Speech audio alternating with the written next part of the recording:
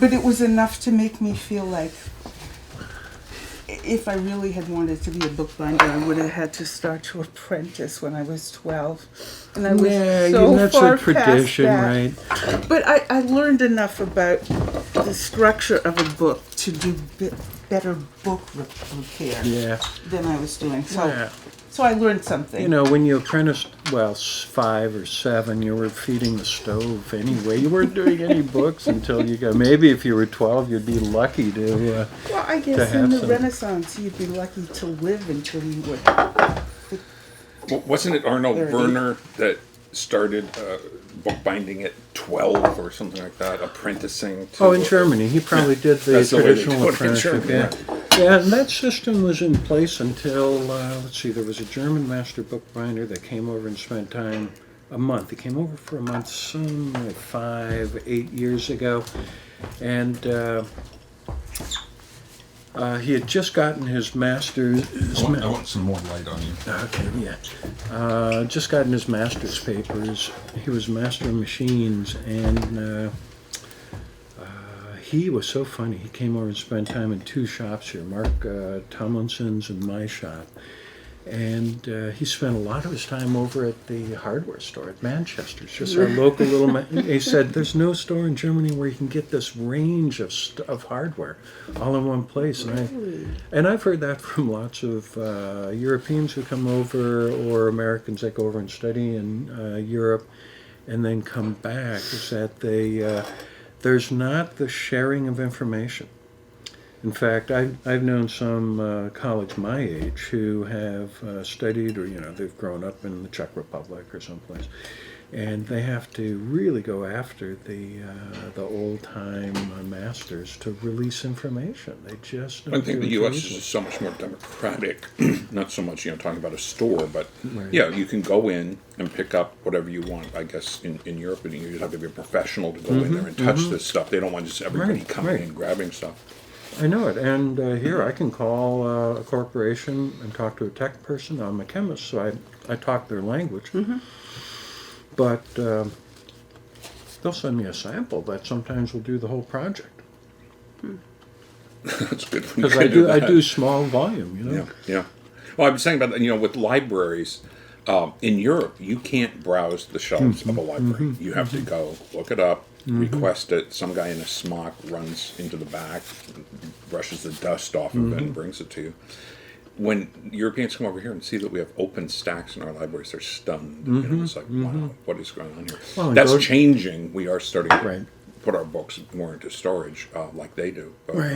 But go to the Houghton, present your driver's license, and you get to go and request books. Not open stacks, but you get to go and request some amazing books, and that's a wonderful thing too. In Europe, you'd have to write ahead, you'd have to have a sponsor, you'd have to...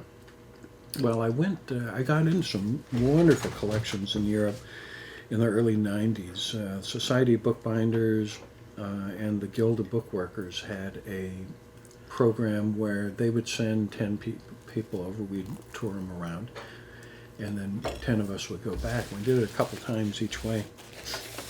And we got in, they got us into the Bristol record office where we saw the book that they call Big Red. It's the public record of the last, the record of the last public hanging in Bristol.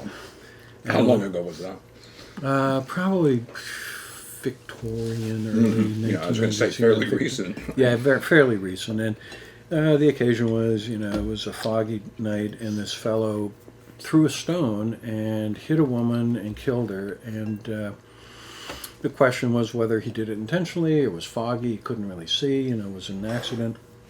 But he was convicted and hanged, and there was a doctor who had followed the case very closely, maybe related to the woman, and had the fellow flayed and tanned his skin and bound the records in his skin. So the records of the last public hanging in Bristol was bound in the poor fellow's skin. Is it kind of like a pigskin? I hate to even ask. You can see follicles. Yeah, you can see the hair follicles. I mean, it's a little weird, but it turns maybe some out tattoos or something. Yeah, nothing there. Oh yeah, there are books like that all over. But we got into that, and they brought out their prize book and showed us. We've got into the Wells Cathedral Library, the chained library. Of course, all the chains had been taken off 100 years earlier, but they put the first section back on, so standing at the gate looking in at the library, you could see the chains, so you could see what it had looked like. And they just opened the doors for us and let us wander around, and I wandered all the way back in the library, and I sat down in this little cubicle, so shelves going up quite high on 3 sides, and I just stared at a 3-volume set of Aristotle. I was drawn right to it. And I didn't, he didn't say, go ahead and pull it down and take a look at it, but he brought the whole group back there after a while, and he pointed to those 3 books, and he said, that's Erasmus's set of Aristotle. And I thought, fuck, I was drawn right to it, It was like calling to me. So I've had a lot of good book experiences that way. Now, did you learn anything while you were there that you brought back here? I know you have what you call interpretive bookbinding, where you try to match the binding to the book, or involve the client as well. Did you learn anything there in Europe that you could apply to this interpretive style that you have? It's always good to see other people's work. We visited a lot of binderies. But are they in Europe? Is it still pretty much your standard, leather gilt? No, it's changing. Okay. I think because of the strong history there, and the guilds, which now are starting to dissolve, or the master program. Until just a few years ago, you had to go through that program to put a sign up in front of your store that you were a bookbinder. You had to have those papers in Germany. And now you don't. You can put a sign up that you're a bookbinder without those papers, and that's just recently. But there's a lot of crazy bookbinding art going on now that the Iron Curtain has fallen. Eastern Europe is just insane. Czechoslovakia, Latvia, Estonia. People are doing all kinds of crazy stuff. I just saw, I was watching some YouTube thing, and somebody over there had created this cookbook that you could only read after you baked it. The heat made the ink come out, and it's like, nice. And then they're it was crazy good, too. It was good forever after that. It was good forever. Well, maybe not forever, but for a while. So Yeah, it just was developed. I'm going, wow, somebody's really crazy over here. So Oh well, there. I think it's a worldwide phenomenon. Okay. So early last year, probably June, I did a presentation for the Czech Society of Bookbinders. Jan Sobota, before he had passed away the year before, had invited me to come. So I carried through with that, and the work that at least the members of that society are doing, big range. There was a nice show that went along with the conference where I was presenting in Pilsen, and quite a broad range. The older binders are still doing pretty traditional looking stuff, but the younger binders are breaking away. Taking a chance with something. Yeah. So it's fun to see that. But in the U.S., because we didn't have that history of the tradition, we weren't bound by it. In fact, it's not even a matter of rejecting it because we didn't even know it. When I started bookbinding in 77, 78, there was no one in Minnesota. I found one guy in the library science department who had taken one book class before. There was one guy who did repair work for the various libraries. Seven Corners Bookstore and in Minneapolis, a bunch of them, but he didn't know any bookbinding. But this one guy gave me, I set up a class at a calligraphy studio in Stadium Village, just off campus, some friends who were calligraphers, and took my first class there, but there was very little information. And I couldn't find anybody. I moved to Boston to study at Harcourt Bindery School of Bookbinding. Sam Lamport had started a school. And You'd been bitten by the bug. He had been in, You were ready to go all the way to Boston to learn. Yeah. Well, I was ready to leave Minnesota, too. I like Minnesota, but I was ready to try the coast. And so there was so little information available. All my friends who wanted to really learn bookbinding were going to Europe. go to Ascona, go to England, study at the, what was it? There were a couple of different schools, Camberwell. Ascona, was that in Italy or That's Switzerland? in Switzerland. That's in the okay. Italian part of. I taught there twice. I was there last year also. It's so interesting. I didn't have the money. Some of my friends and I didn't have the money, so we stayed here and we did on-the-job training. I worked in 3 different production shops before I started my own full-time business. And so I'd got on-the-job training and workshops.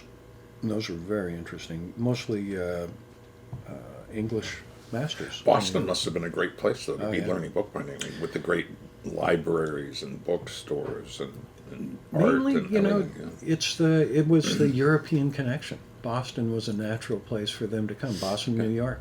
Okay. Guild of Bookworkers was just a group in New York at that point, and unless you lived in New York, there was no way that you could take part in any of the events. But Sam Allaport, who had Harcourt Bindery, started the New England chapter of the Guild of Bookworkers, and all of a sudden became an important organization to share information and to put on workshops and to invite people to come over and teach. And Sam, being an Anglophile, was good friends with the English binders, and Bernard Middleton came over a number of times, and I took workshops with Bernard, and but also he finally came into the studio and spent some time. He watched us working, and we had no tradition. We had no Was he laughing or? he is a very sweet man, and maybe he was going, "Oh my God, these people need some help." Should have let's started go when he was 10, right? Right, but Sam didn't want him to come in and talk to us because, of course, he'd put ideas in our minds of things that would take more time to get done. And of course they did, but Bernard came in and man, he just opened our eyes. He would say, This is Arno? No, this was Bernard Middleton. Bernard, excuse me. Yeah, Bernard Middleton. Arno Werner was the big influence here. When I moved from Boston in '82 to the Valley, I was the only non-Arno Werner student here. It was David Barbeau. I was coming out to be business partners with David at Thistle Bindery. So David, Gray Perot, both, and probably Barbara Blumenthal had studied with Bill Streeter studied with Arno. Bill Streeter. He was later. Yeah, a little bit later. Even though he's older, he was later to it. Yeah. But those guys studied, and then Gray had a big shop, and Claudia Cohen and Sarah Creighton had worked for Gray, and then as soon as I showed up here working with David, Claudia and Sarah went to Ascona. They're the friends that went to Ascona to study, and they came back, and it was so interesting. They both do beautiful work. But when they came back, I showed them what I had been doing, what I had been figuring out on my own, and they looked at it. I think it was Sarah said, "You can't do it that way." Huh? Really? This is America. We can do whatever we want. I said, but I am doing it this way. And she said, but my master said you have to do it this other way. And that was pretty interesting because I realized that I wouldn't have done well in that system. Because and whenever I teach, and I've been teaching for over 40 years now. I taught chemistry at the University of Minnesota early on, and then book arts after that. And if anybody asked me, why do you do it that way? I've only been stumped once in 40 years, and normally I think something through, and I go, well, I do it this way because I've tried it this way and that way and that way, and this seems to work the best for me. But when some people come in and I ask them, why do you do it that way? We say, well, I was told to do it that way. Yeah.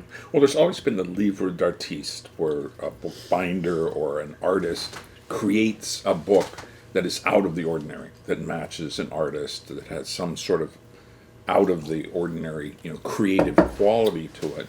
When did you make the break from, let's call it standard bookbinding, to your more creative work that you're doing now?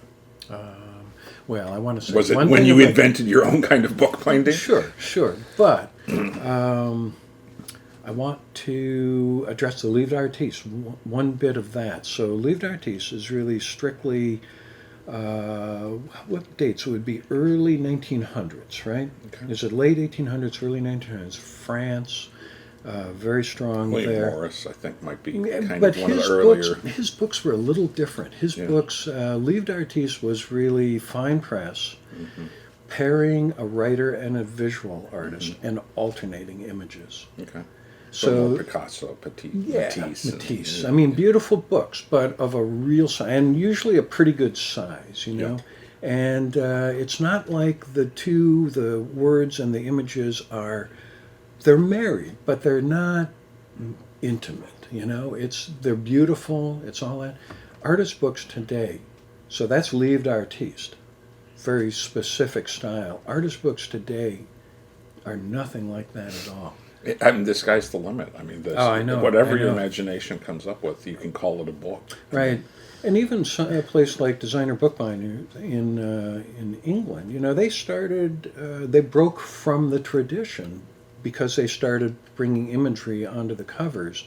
You know, Victorian bindings, the stamp bindings would have, if it was a book about ophthalmology, there would be some kind of, in Europe, in England, there would be some kind of vague design on it. In America, there would be an eyeball stamped on the cover, you know. So we were a little bolder that way. But the Designer Bookbinders broke from the tradition of just fine craft, but with the cover unadorned, or, you know, not really using the cover as a place to talk about what was inside. So they started doing that, but they had a really strong set of regulations and rules. It had to be a leather doublure. It had to, or, you know, or suede doublure, I guess it was, or something. But it was something deluxe, so you could charge a lot of money for it. Right, but it was a set of regulations. See, we never had those regulations here. Though the Guild of Bookworkers in their, you know, they were founded about 100 and some years ago,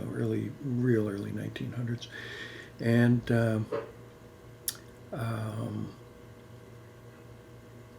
they did put out a list of requirements for books to be exhibited through them, and you couldn't add extra dye to the leather. You couldn't sand the leather. You couldn't do. There were traditional techniques, onlay and inlay and tooling that would be appropriate, but you couldn't really change the material. It's as though that material was sacrosanct. And it's so interesting, 20 years ago or more, I was at a conference, Guild of Bookworkers conference, and Mike Wilcox from Toronto was one of the speakers, and I've known Mike for a long time. And we were talking, and he said, "Boy, you American binders, you know," he's trained in England. And I said, "You treat leather as though it's sacred. I mean, it's a good material, and it is skin, you know, so you want to handle it well. But I said, you never thin it down. You always use it whatever thickness you're given, and you don't do anything with it." And I started thinking about that. I go, "Oh yeah, you know, the French style of leather binding, maybe the leather went a little too thin because a lot of those joints have broken, you know, so either treatments that made the leather even more acidic than it is normally, but also very thin leather.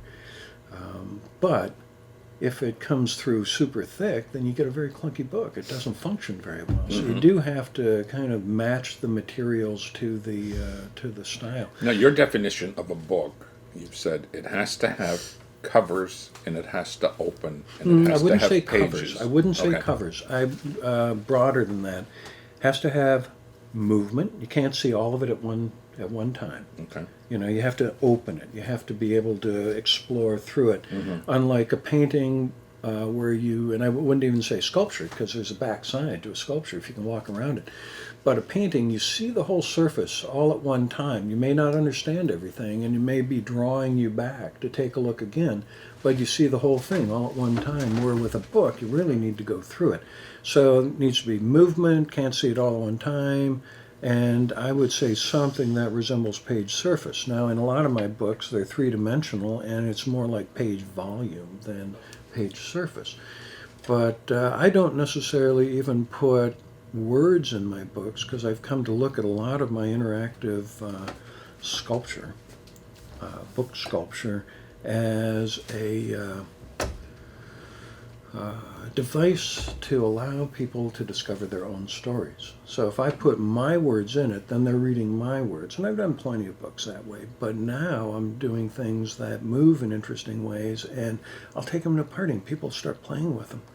And they'll start talking. They'll start telling stories. So Kadashon, the monk at the Peace Pagoda, came into the studio years ago, and I had one of them there. It was a rotating ring, and he picked it up immediately, started rotating it. And he said, perfect structure to hold my mantra. It was circular. Circular. Right. And it was called the Cosmic Donut in the 60s. I think I remember the Cosmic Donut. There was some sort of Mobius donut or something. Yeah, right? flexahexahedron. Yeah. Okay. What do you think the difference is between the movement that's been going on for about 20 years? I think it started with Fluxus or somebody like that, where the book doesn't match any of what your criteria are. What they've created is more like a poem or something like. One of my favorites was a book where somebody had put grass seeds in the gutter and then watered it, and grass is growing out of the gutter. Okay, it doesn't have anything to do with the book. It's just like, look, I did something weird. Yeah, or there were some famous ones when I started getting into books. People that had nailed books, regular trade bindings, nailed or put big bolts through it or something, or put glass in it, and I think that all works pretty well. But of course, in most of those cases, you can't open it. Now, maybe with it has nails, to be in a glass case or something, just so it doesn't get touched and broken. Or something. Oh well, that's a problem with all books, not just those books, but all books. Yeah, because the way that they're held, there are great limitations on handling, and they need to be handled. There's you'd like people to handle. Oh God, yeah. I did a talk, and I went and taught in Detroit some years ago, and I was doing a talk, and there must have been 100, 125 in the audience, and afterwards I had 3 tables with all my books on it. And one of the curators of a collection in Detroit sidled up next to me while we were watching all these people handling the books and said, "Well, they're all used books now." I went, "What's your point? What's your point?" It's like, yes, they have to be used.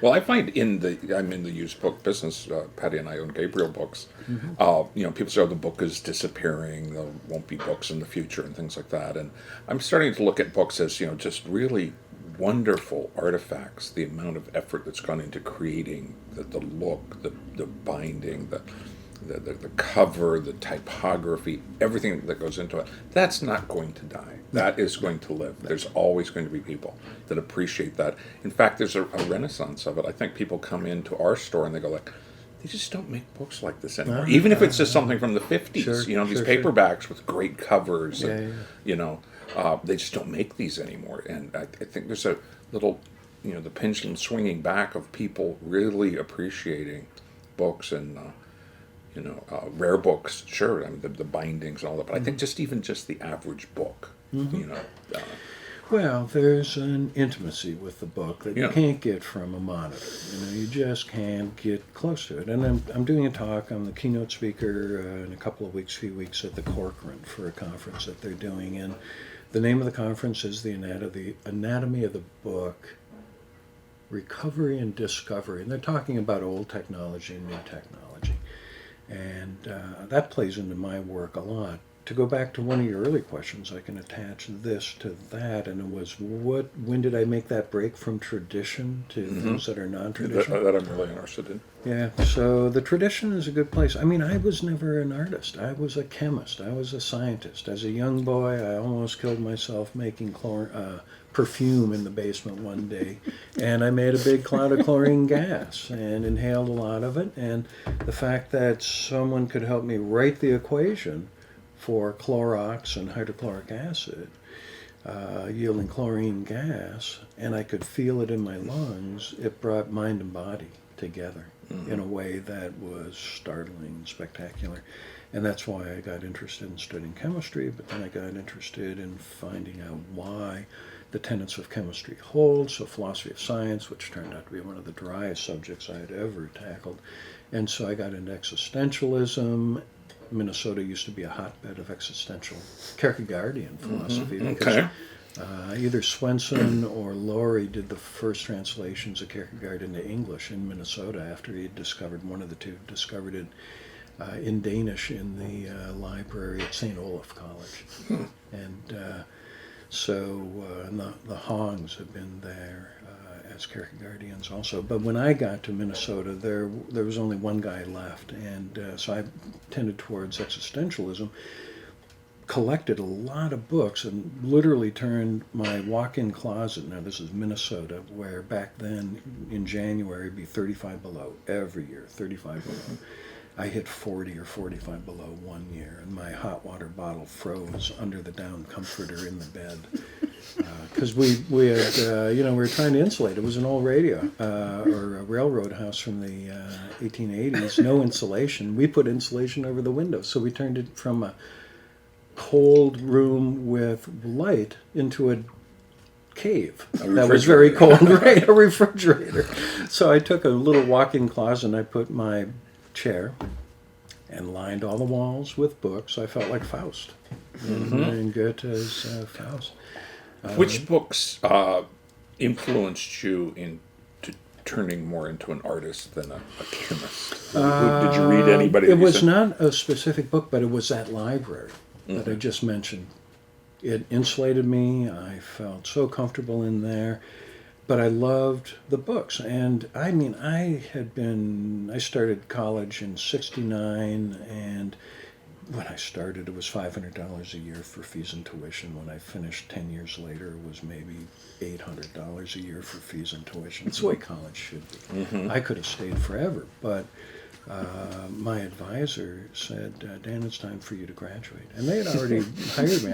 I worked... a couple of the grad students in chemistry dropped out, and they needed people to teach organic labs. So they asked if I wanted to do it as an undergraduate, and I taught organic chemistry. I dropped out of school, went out to California, came back 3 months later, and they hired me to teach chemistry full time because I didn't want to go back to school. I didn't want to graduate, basically. And then finally my advisor said a couple years later that it was time for me to graduate. And I went back and got my degree in philosophy. But it was that library. When I graduated, I thought, what am I going to do? I don't want to pursue academic studies, though I keep getting pulled back in. I wanted to make something. I wanted to get out of the realm of the mind and into the realm of the body and make things with my hands the way that I had as a kid.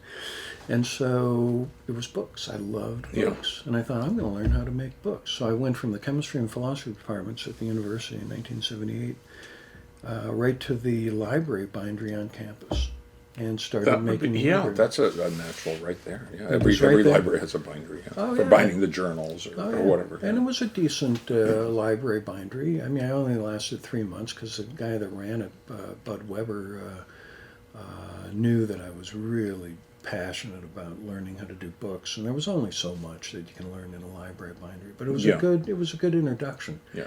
And he showed me, this is the guy at the University of Minnesota Library Bindery, he showed me a Library Scene magazine that had a story about Harcourt Bindery in Boston. And that's where you learned about it. And that's where so I moved out there. I feel your interest. I graduated from University of California, Santa Barbara, and I loved books. My path was to start a bookstore. And I had a bookstore while I was still in college. I lived in the back. In Santa Barbara? In Santa Barbara. That's where I met Patty. She came in to get a book, and the rest was Forbes was an amazing place. I remember coming here for the first time, and I had just come from California where there was nothing quite like that. Yeah. And you walk into this place, and the books were all old, all incredible. Yeah. You know, Forbes had gone to Europe and just bought whatever he wanted, brought it back. Stacks, and you pull a book out, it would never have been checked out. Yeah. You know, or the last time it was checked out was 1898 or something like that. You would go to the reference section, and they had an encyclopedia there. The original Diderot encyclopedia, just sitting in the reference, and not in the rare book room, just sitting in the reference section. And you would open it and you would go, this is unbelievable. That was a very unique library. Yep, a beautiful place. Too Yeah. bad they got rid of so many books. You know, they had to go someplace where they would be used. Like we're saying, Yeah. it had never been checked out since 1898. Right. They worked their way back to somewhere where somebody's actually going to appreciate them. It might have been too rich for the. Well, I've got some of them now. Good. Yeah, they sold a lot. I went to the Yeah, they did. auctions and I saw quite a few things leaving Yeah. town. But Well, the science library at Smith, same thing. I lived just on a Wagga, just a block away, and they close at midnight, so I'd go home from work at 10, and I could still go to the library for an hour or two, and the books that I was interested in, only one other person would have checked them out, and it was always George Fleck, a friend of mine, who had been a professor of chemistry at Smith for 45 or 50 years. So yeah, he had checked it out probably 20 years previous to my checking it out, but there was just the two of us. well, neat. Let's go in here Sure. into your studio and see some other things.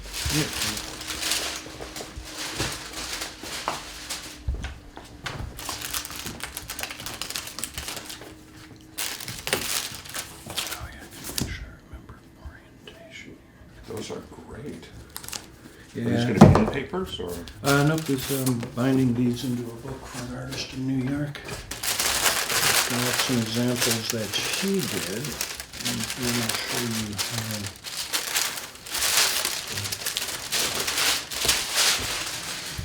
modifying what she was trying to do. Is she doing? They look like newspapers. That technique of. Like an oleographic marble papers. Yeah, like marble. Yeah. So Who is the artist? Artist is Jacqueline Humphreys. Asked to do it that way, and I'm fine doing it that Yeah. way. You know, I've done a lot of projects, so it's not like I do anything that comes in the door. But if it's interesting, and I do get a lot of good ones, I'll do it. I also do projects where people bring an idea to me, and they want me to develop the idea for them. But I bet you still have a lot of leeway, even if somebody says, "I want you to do this." I mean, you Oh, can sure. go lots of different. Oh, directions. sometimes I say that's not a good way to go. Yeah. You know, so, yeah, I've done that and it doesn't work. Yeah. And then the nice thing is that I've got so many models from the 35 years that I've been doing books that I can usually go and find one of those examples that didn't work, you know, for that, and I can explain very clearly why that doesn't work very well. Interesting. Yeah. You know, and here's an artist, Jacqueline Humphreys, a painter in New York, and she has done all of these. She's got drawers and drawers and drawers of these studies that she's Can I done touch? over the years. Yeah, please. Keep the orientation, Yes. if you will, because she only put it on the front and the back.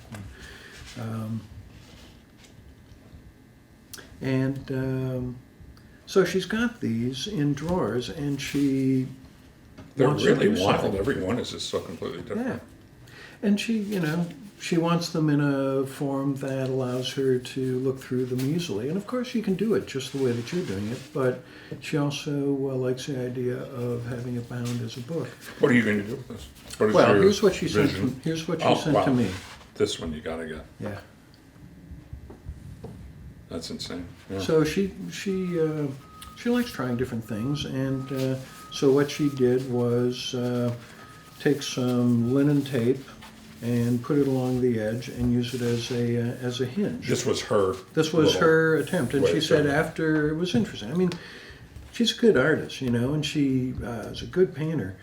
I don't know that she's done a lot of this sort of thing before, and she ended up using, you know, pressure-sensitive adhesive, which has archival issues with it, and it's not permanent. But she just wanted to give it an attempt, and then she said that after attempting it, she has a greater appreciation for people who do this kind of What work. is your plan? Well, my plan is to, this is one of the tests that I sent to her. This paper represents this paper, her print. And what I'm doing is Japanese tissue hinge over a 1-inch wide spine with these holes. And because some of the stacks, this is 50 images, the other one that I'm doing is 102 images, so it's twice this high. There's an issue of stability, and she didn't want just a Chicago screw binding. I set this up for just the simplest way of doing it. But what I'm going to do instead is I'm going to hinge all of her prints using Japanese tissue, and I use a thermoplastic adhesive film which looks like this. So this is pretty modern. This is This is a break from traditional materials, and I do it for a number of reasons. It's, per unit area, this adhesive is more expensive than wet glue, but there's no water involved, so I can use it in areas where the moisture, the humidity from the water can be problems in terms of caulking paper. Do you heat that too? Yeah, this is thermoplastic, so you heat it. And I started using it, I bet you 30 years ago, but I talked to conservators about it, and when Yale Conservation started doing the heat set paper mending, then I felt like, because I said, so, can we heat up this paper? Yes. What are the factors involved in heating it up? What kind of damage can be done? And there's certainly a desiccation or drying out of the paper, so you have to let it rehydrate. I wouldn't use this stuff for old documents, but it for new matches stuff, it matches. this project, and it yeah. is reversible. It's non-acidic, which is a little bit of a misnomer. Was this developed for bookbinding, or was it? No, none of this You stuff. you none of invented this stuff. as a bookbinding material? Nothing that we use was invented for bookbinding, to tell you the truth.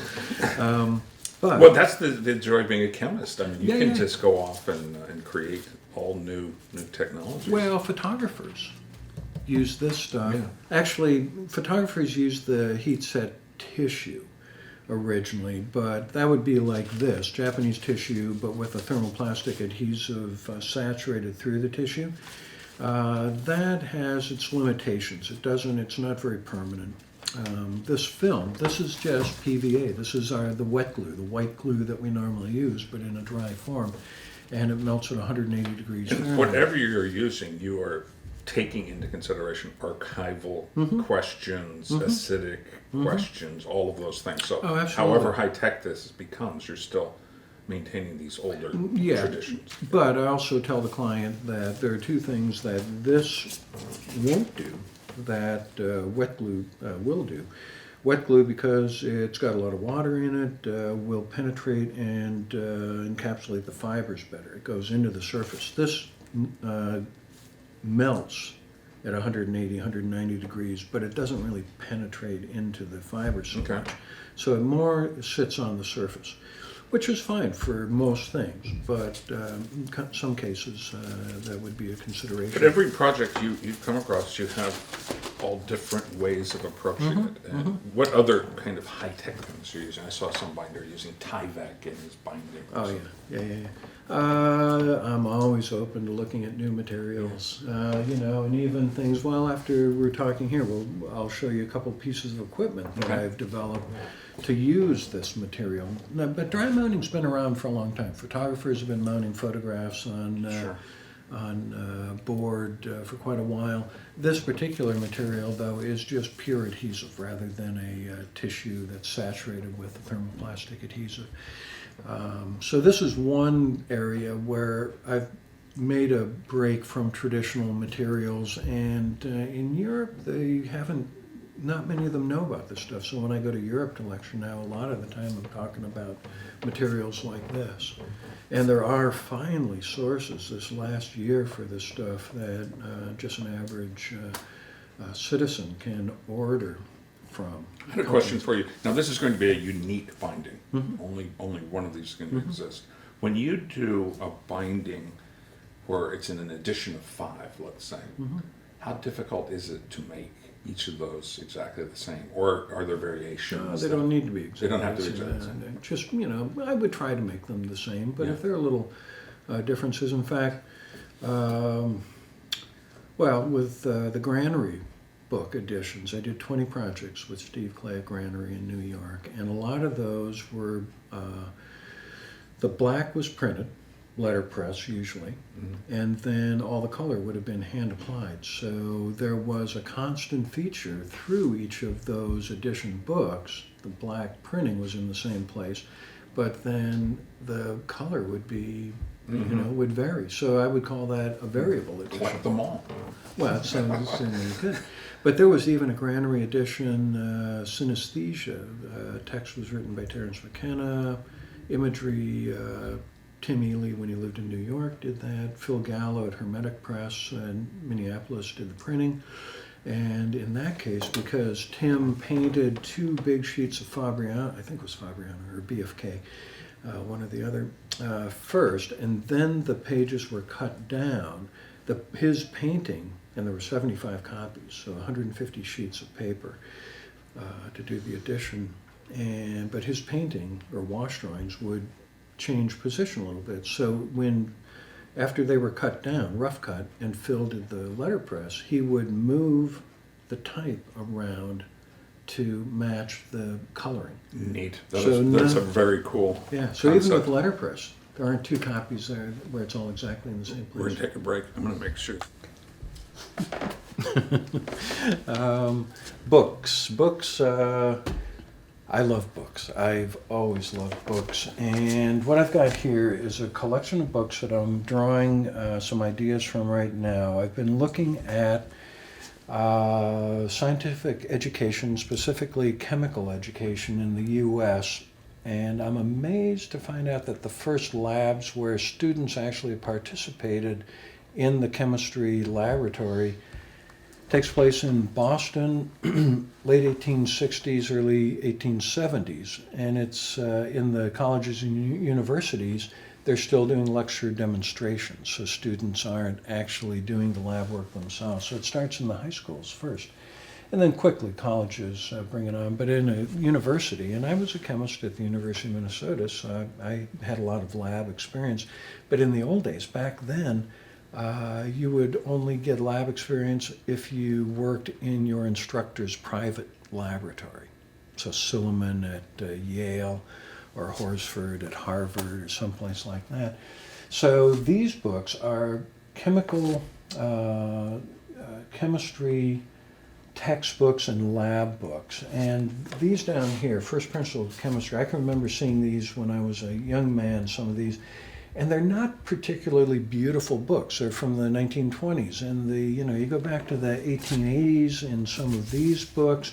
The images are, in some of them, printed chromolithographs, some of them are etchings or engravings, and they're gorgeous. But around 1920, the look of the textbooks changes. But it's a very important period for chemical education or science education. So I'm looking at these examples of how textbooks have changed, textbooks in chemistry specifically have changed over the years, and how the teaching has changed over the years in regards to my interest in chemical glassware and where it came from, how it was introduced in the schools, how it was used, how it changed over time. And Aren't you working with the Smithsonian or something Yeah, on that project? Yep, I did. At my website, you can see videos of me reproducing James Smithson's blowpipe analysis of minerals. He was a chemist, English chemist, 1790s to 1820s. Never came to the United States, but loved the idea of the revolution and liked the idea of the states. He gave his estate initially to his nephew, but with the requirement that his nephew have an heir, have a son. So that didn't happen. His nephew died early, and the money went to the United States, the citizens in the United States. Are you planning on doing more with your chemistry research than your binding? Or is it something that you're heading in a different direction? Or? I'm always going to use books yeah. in my projects, but my archive is going to the Rare Book Room at Smith College. And so we've been, last summer, I think 40 of the projects, 39 of the projects were organized. So all these boxes up above our projects and all in the other room as well. So I've done 160 book projects, and I'm always changing my work, either the binding style, but now I'm starting to use books as support for installations. And that's what I was starting to do with the Smithsonian, with the videos. And I did a video for the Folger Shakespeare Library when they had an exhibition, Women in Medicine, something like 1550 to 1750. I can't remember the dates exactly. And the first part of the video was of the manufacture of syrup of violets as a medicinal material. Medicinal, okay. And then in the 1650s, Robert Boyle, an English chemist, used the property of syrup of violets changing color with acids and bases as an indicator for acids and bases. So it became one of the first indicators, chemical indicators. So I like finding all these connections between different aspects of our lives and materials that had different uses. Same thing with chemical education. For me, chemistry was a way that I woke up. I could see the world in a new way, but it took me too far into my head in the intellectualization, and I started making books because I wanted to make physical objects again. So you're going to keep doing both? I'll keep doing both, but next week I go to the Corning Museum of Glass and to do some research in the archives, the corporate archives, but also to meet with people at the museum to talk with them about my use of chemical glass. Do you do any glass blowing? I've only done a little bit, and that's not the part of it that interests me so much. It's more the artifact, the object, and how it was used, where it came from, how it's transformed. Do you want to show us some of those? I see some here, sure, I've got, very prominently displayed. Yep, I've got some out on the table. Let's see. One thing that I could show... Are these antiquarian pieces? Oh, well, I have a huge collection of apparatus, and I love chemical glassware. When Mount Holyoke College downsized their chemistry department about 10 years ago, maybe longer, I knew the stockroom guy, and they were going to lose 40% to the biology department. Okay. Yep, that's just the trend, Yeah, right? The trend from chemistry to biology, life sciences. And they were going to throw it all away. I've been invited to so many labs at colleges and universities around here. When they close a lab, they have a big cardboard box, tri-wall cardboard, heavy plastic liner, and they throw the stuff into it, and they have a big ram that they crush it down. Because when someone starts a lab, they want to start with new equipment. And so I've met the people where I can go in and clear the stuff out before it gets destroyed. Unbelievable. Yeah. I know, it's such a shame. Well, it's such a historical, so much historical importance. There are four elements that I try to bring to my work. There's the personal element, the historical, the aesthetic, and the technical. In the first manual of American Manual of Bookbinding by Nicholson, this press is pictured from the mid-1800s. This is made by the Hickok Company, still in existence in Harrisburg, Pennsylvania, but only making the equipment on demand. So if someone orders it, they would make it. They've still got the drawings and that. But no one there, 20 years ago, 30 years ago, I ordered some simple equipment, and it came, and it couldn't be used the way that it was because the old-timers were no longer there to talk about how the stuff should be configured. But this design goes back to the mid-1800s. What do you use that for? It's a standing press. So use it for pressing books, pressing laminations. This would be used for wet glue mainly, but even with the dry mount or the thermoplastic adhesive that I use, if the material comes out of the press and it has a lot of heat in it, I'll put it in here so that everything will be in intimate contact as it cools. Otherwise, it could pop apart, delaminate the same way as wet glue. How long do you usually leave something in there for? Oh, overnight? It depends. There are certain aspects of traditional binding where maybe the text block before sewing would be put in there overnight just to compress it. But often it's just for a short bit of pressure. So this is a guillotine, probably from the 1870s, 1880s. You can see a lot of the details still in it. There's some nice ornamentation. It's a good sized wheel, and so when you spin it, it's got some good momentum, and it'll move the clamp up and down. Now this is a manual operated cutter, so the blade, it's called a guillotine or a guillotine, and the paper knife comes down at an angle, and that's what allows it to slice through even a thick stack of material. If it just came straight down, you wouldn't be able to cut very well, but that slicing Like action. a scissors, Yeah. Well, no, scissors is a shear, and the big board cutter, which is the most important piece of equipment, that is strictly a shear because there's a single pivot point, like a scissor. But here, the blade runs parallel to the base, and so the movement is this angled movement of the blade coming through it. Interesting. Do you have to sharpen that blade? Yeah, I send the blade off to place down in West Springfield. Who made this machine? It was such an impressive. Well, it's Howard Iron Works, Buffalo, New York. But I had someone come in and look at it recently. That the fellow had started. Actually, he was visiting. He started a bookbinding museum in San Francisco. So he's. Is it open now? Is the bookbinding? It is. What is it called? Bookbinding Museum. Probably Of San Francisco. Museum of American Bookbinding Yeah. or something along those lines. And he's actually bought a building, but he's got to retrofit it for earthquake structural changes. So he won't be able to That's a move great it. idea. Yeah. But he looked at it and he said, gem shows up a lot. Probably that might have been the design, and then different ironworks or foundries might buy that design and make pieces. So this one was. What's the year you? I think from this ornamentation and from this, I would say 1870s, 1880s. It's Victorian. That is a real piece of steampunk. Yeah, yeah. You know? Oh, we could add some stuff to it. Yeah, Put a little something electronic stuff on it and right. be steampunk. Cut some Kindles in half. Yeah, yeah. Oh, there we go. Yeah, it's because it's so old. It's a good press, or it's a good cutter, but it's not as square as some of the newer ones.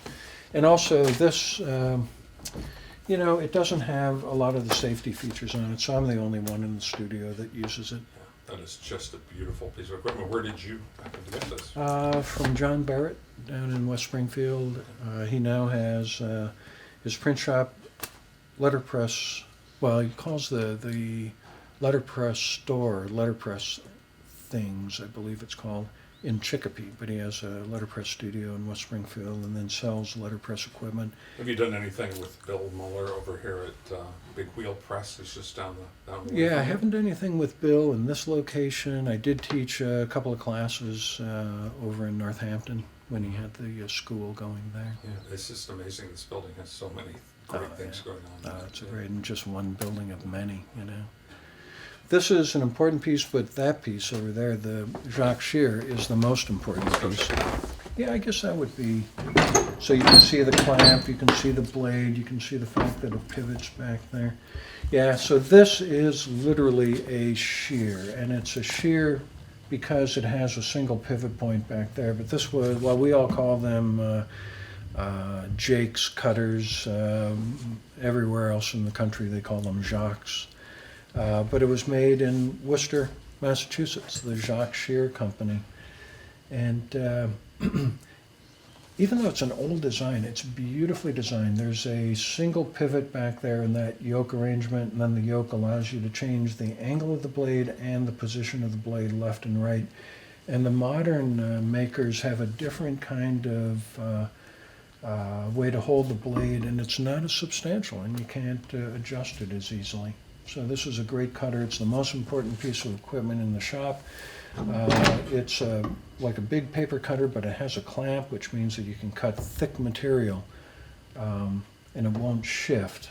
A lot of cutters without the clamp, you cut anything that's any heavier than light paper and it just shifts as the blade goes through it. So this allows for very accurate placement of stops and for a nice square cutting. And then if you want to cut anything that's not square, if I want to make an equilateral triangle, I'll just interpose templates to change the angle from 90 degrees to whatever I need to cut. But yeah, the most important piece. Sure.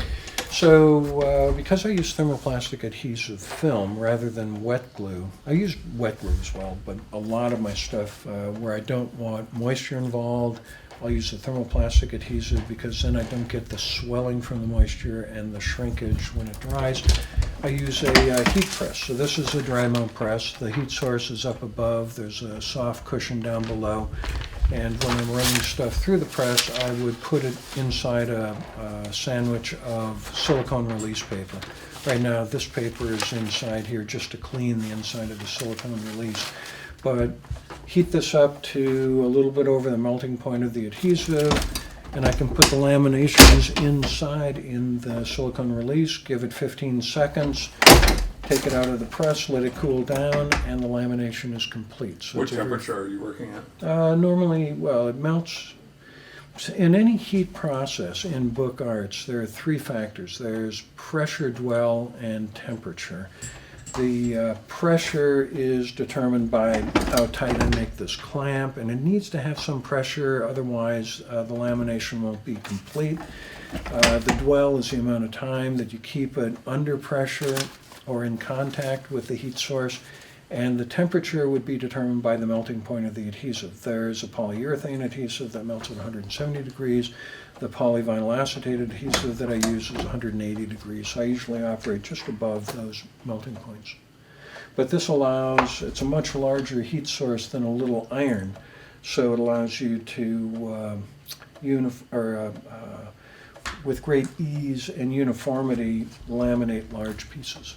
So because I'm using heat activated adhesive, and I'm doing lots of different styles of operation, I need presses of different configuration.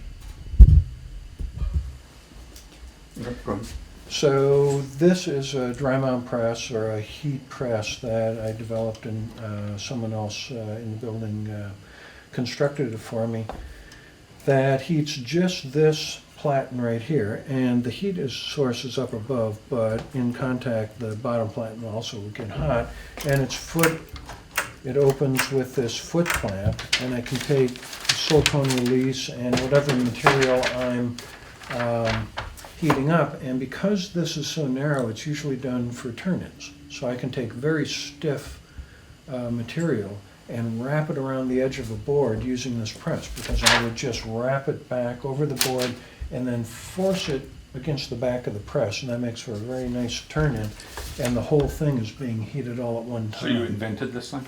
Mm-hmm. Mm-hmm. Yep. Looks like something you might be using on this current project. That one I'll probably use the dry mount press because it's very thin materials. For very stiff paper, like some of the paper from Cave Paper or the University of Iowa. Cave Paper's in Minneapolis, University of Iowa's in Iowa City. That paper is so stiff that this makes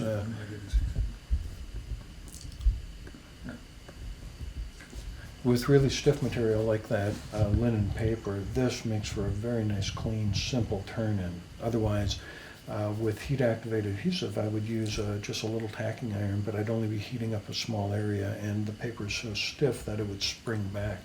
This does the whole edge at one time.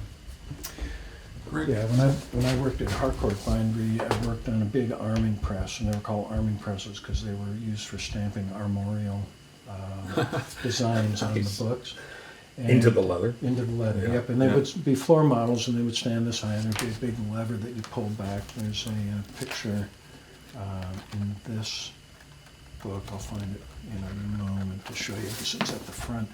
But it also had a thick platen like this that was hollow in the center, and there were two gas jets that I'd light up and aim the fire into the inside of the platen to heat this surface up for die stamping.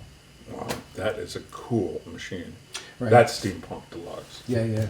So that's, whenever you see an opening, a hollow platen, That's what it is. heat, and then they're And how do you holes pronounce here. the name of this? Irte Talbot? Oh, I don't know. You know, it's not in Bill's book because it's not a copybook press. So I haven't really found anything out about it. But these would have been copy presses. And that would have been a copy press that someone extended with vertical members. They're beautiful, yeah. Bill, I think, had almost 200 of these. Oh, I yeah. think those are gone off to auction or something like that. Yep. He placed a bunch of them. As soon as people found out they were available, there are a lot of places you could go. Well, thanks for doing it, both of you. Yeah, Yeah. it's really good to have a record I thought someone And you should know what? write it. You know, it's true. Yeah, writing. What I've found in our age is you have to have a video of things. Yeah. You could write a history. We could sit down and write a history of all the things that you've just talked about, Mm-hmm. and people could read it. But it doesn't come alive as well as with a video. It's No, I great, know it. you know. I know it.